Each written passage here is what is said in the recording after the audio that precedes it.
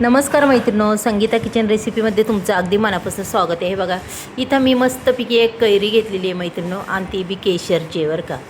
केशरची कैरी अगदीच खायला चवदार आणि पिकल्यावर तर अगदी मधासारखी गोड. चला आता ह्या कैरीपासून आणि ह्या मिरचीपासून मस्त असा ठेचा बनवूया आपण. चला मैत्रिणो, हा असा ठेचा तुम्ही कधी केला का नाही सांगता येत, पण पहा इथं मी कैरी हे घेतलेली आहे, पण ही कैरी मी शक्यतो घेणार नाही आहे, पण अशीच साल काढून मी कैरी घेणार आहे. पहा दुसरी आता इथे ह्या मिरच्या घेतलेल्या आहे मैत्रिणीनो. कढईमध्ये तेल टाकलं, तेल काय जास्त लागत नाही, थोडंच टाकायचं.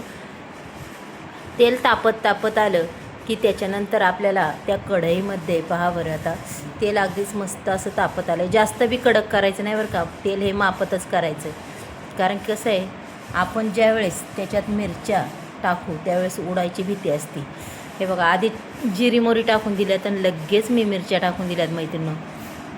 मिरच्या टाकल्या, मिरच्या जरा खालवर आपल्याला ह्या करून घ्यायच्यात बरं का मैत्रिणीनो. पाहू शकता तुम्ही, थोड्याशा 1 मिनटं अशाच परतायच्या आणि लगेच खालवर करायच्या. हो का, अशा पद्धतीने त्या मिरच्या खालवर केल्या की आपल्याला अजूनही दुसरं टाकायचं आहे. इथं शेंगदाणे आणि लसूण हे दोन्ही टाकणार आहे. जास्त काय घेतलेलं नाही, शेंगदाणे थोडेच घेतलेत, आणि ह्या मिरच्या अगदी छान असं परतून द्यायचं आहे. पहा मैत्रिणीनो, आता मी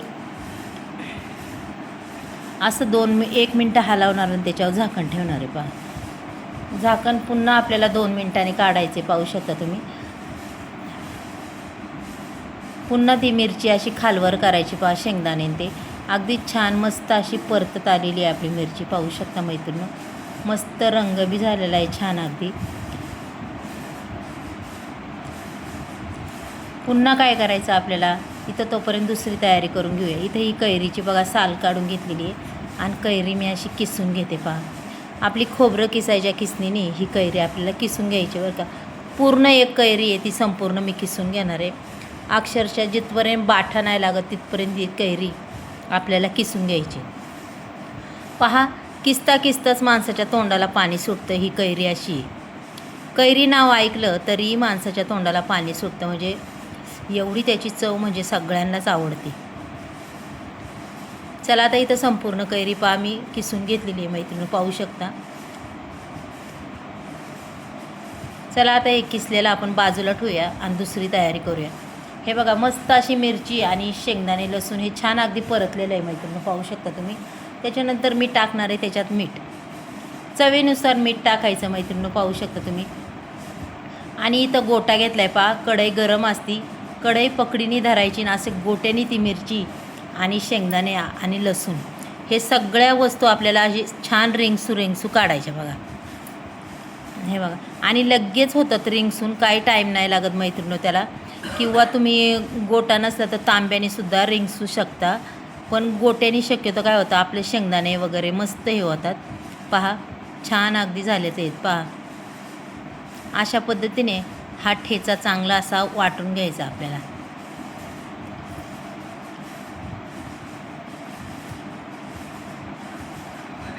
पहा, आता इथं मी संपूर्ण असं हे वाटून घेतलं आहे आणि शेंगदाणे बी छान झालेले आहेत. पाहू शकता. लसूणही असा अर्धाला राहिलेला आहे, जास्त काय बारीक नाही आहे, असा अर्धालाच ठेवला आहे, कारण की तो खायला खूपच छान लागतो. आता त्याच्यानंतर पहा, आपण आता इथं पुन्हा गॅसवर ठेवायची कढई. त्याच्यानंतर आपल्याला त्या कढईमध्ये थोडीशी बेडकी मिरची पावडर टाकायची, जास्त बी नाही टाकायची, अगदी थोडीशी.